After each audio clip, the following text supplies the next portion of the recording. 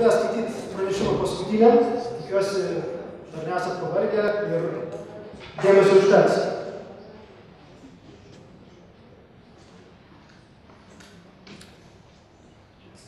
Šiandien norėčiau aptarti dvi glaudžiai tarpusavy susijusias temas. Tai yra BPSP praktika ir finansavimo rinkos būklė. Iš tikrųjų, tos temos neatrodo susijusios, bet šiai dienai jos yra susijusios, nes finansinė situacija stipriai keičiasi ir tai keičia ir BPSP projektų vykdymo praktiką. Norėčiau pasiremti Rytų Europos patirtimi. Daugiausia tai yra iš stambių infrastruktūrinių projektų, bet problematika didžiuosiuose projektuose bus aktuali lygiai taip pat ir mažesniuose projektuose. Taigi gera BPSP praktika remiantis patirtimi Rytų ir Centrinėje Europoje. Pirmiausia, norėčiau trumpai apžvelgti tuos keletą projektų, kurie per pastaruosius 12 mėnesių buvo įgyvendinti Rytų ir Centrinėje Europoje. Iš tikrųjų, tai buvo 3 projektai, visi greitkelių statyboje.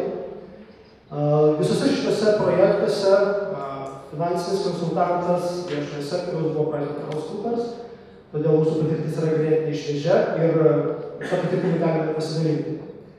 Taigi, vienas greitkelis Slovakijoje, tai sutarties tipas buvo DBFO, tai yra Design, Build, Finance and Operate. Lietuviškai tai būtų sutarties tipas, kai privatus investuotojas projektuoja, stato, finansuoja ir prižiūri objektą. Sutarties terminas 30 metų, pats objektas 52 km greitkelis. Projekto dydis 1,8 milijardo eurų. Partneriai šiame projekte įnešė 150 milijonų eurų. Europos rekonstrukcijos ir plėtros bankas finansavimas skyrė 200 milijonų eurų. Likę 12 bankų likusią sumą. Be to valstybė dar suteikė PVM lengvatą 21 milijonų eurų. Apmokėjimo principas šiame projekte yra metinis prieinamumo mokestis 125 milijonai eurų. Finansavimas šitam projektui jau yra gautas. Antrasis projektas taipogi yra Slovakijoje. Tai yra D1 greitkelis, sąlygos panašios, tai yra TBFO tipo kontraktas 30 metų. 75 km greitkelio pirmame etape, 29 km greitkelio antrame etape. Bendra projekto vertė 3,3 milijardo. Europos investicijų bankas ir Europos rekonstrukcijos ir plėtros bankas šio projekto finansavimui skyrė 1,25 milijardų eurų. Privatus partneris turi pritraukti 2 milijardus eurų savų lėšų ir skolintų lėšų. Apmokėjimo principas vėlgi prieinamumo mokestis.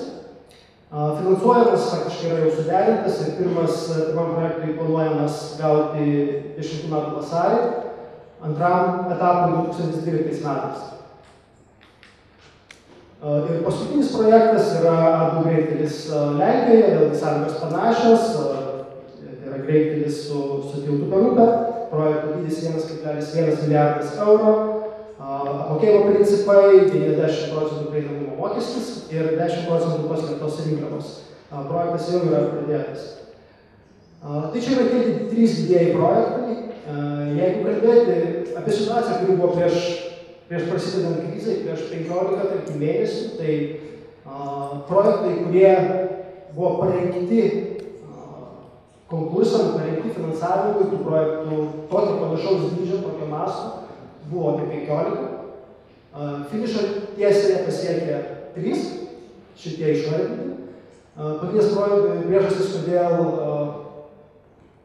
kodėl kiti buvo atidėti, sustabdyti, atidėti ilgam laikui, tai yra būtent finansavimo problemas. Visų pirma, tai brangina projektus. Ir yra kitos problemos, apie kurias pakalbėsime netrukus. Gera BPSP praktika.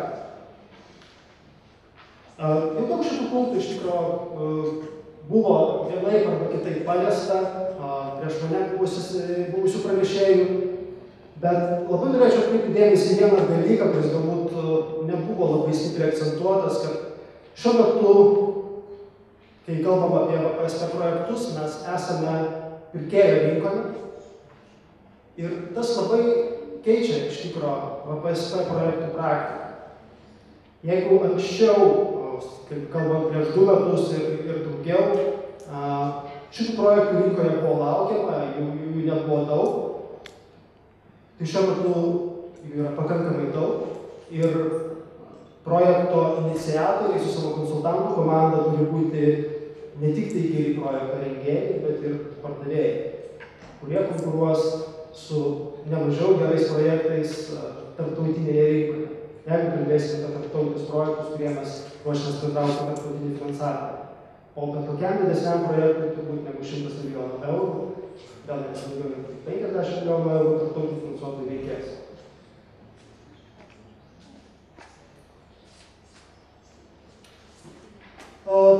Taigi, keletas pastebėjimus, koncentruosiu tik pagrindinius aspektus, į kuriuos reikia tikrai atsižvelgti. Šiaip, aišku, visos smulkmenos, visas projektas, visas jo rengimas ir gyvenimas yra svarbus. Bet kas dabar yra tie karščiausi taškai? Visų pirma, reikia tiksliai apibrėžti, kokių projektų rezultatų siekiama.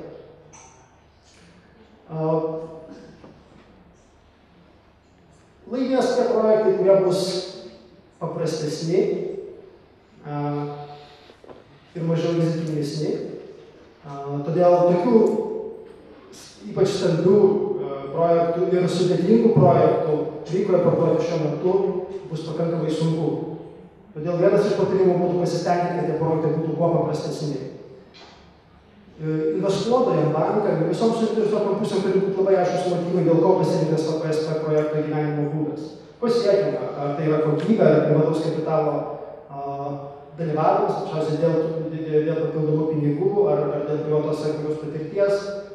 Investuotojai ir bankai norės žinoti, kad dirba su partneriais, kurie tiksliai žino, ko nori, kurie savo norų nekeis ir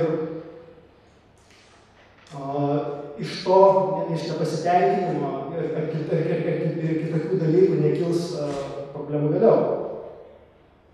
Svarbus finansinių, institucinių ir kitų viešojo sektoriaus įsipareigojimų suvokimas. Dar kartais ir pasitaiko nuomonių, kad VPSP būdas tai yra pigus, brangių infrastruktūrinių projektų statybos būdas.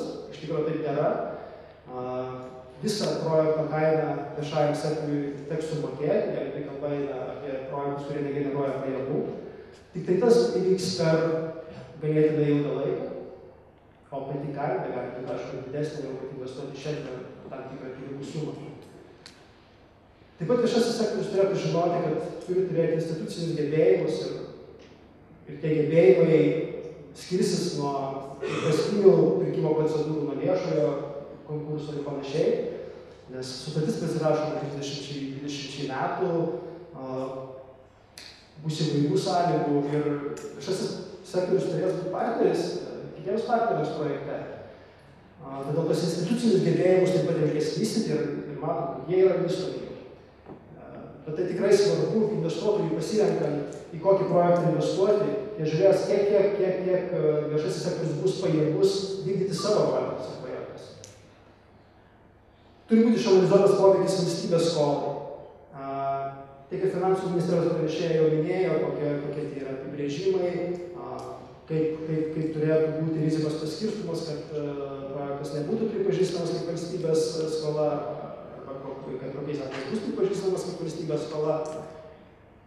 Bet čia reikia turėti omeny, kad niekad nebūna idealių variantų, standartinių variantų. Visą laikus variacijos, visą laikus nukrypimai. Ir tie nukrypimai galbūt išriškės projekto eigoje, todėl iš pat pradžių reikia būti labai, tą analizę pasidarius labai aiškiai. Nes yra patirties, kai staiga paaiškėja projekto metu investuojant dideles lėšas ir pagrindinis tikslas yra, kad finansiniai įsipareigojimai atsirandantis projekto netaptų valstybės viešojo sektoriaus skola,